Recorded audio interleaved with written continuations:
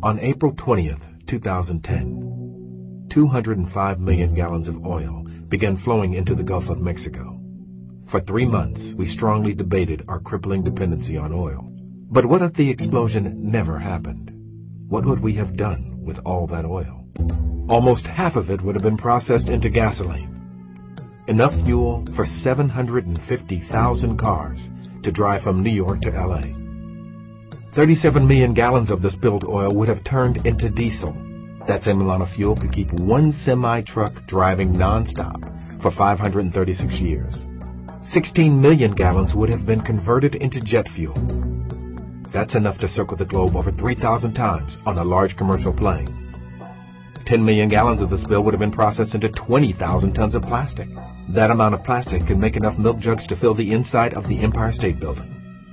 6 million gallons would be used for synthetic rubber, creating enough tires to replace all 4 wheels on every car in Buffalo, New York. The remaining oil has thousands of uses, from heating your house to paving roads to creating the fibers in your sweater. The full environmental consequences of this spill remain unknown. Yet we do know how 205 million gallons of processed oil impacts our world. 15,000 tons of plastic created would never be recycled. 180,000 of the tires created would end up in landfills, and the CO2 emissions created from the use of the oil would be over 1.6 million tons, requiring a forest the size of San Francisco to offset.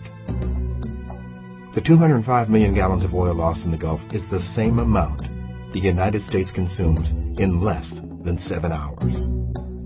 You can make a difference. Carry a thermos.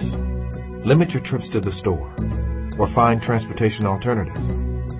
There is no low-impact solution when oil is involved.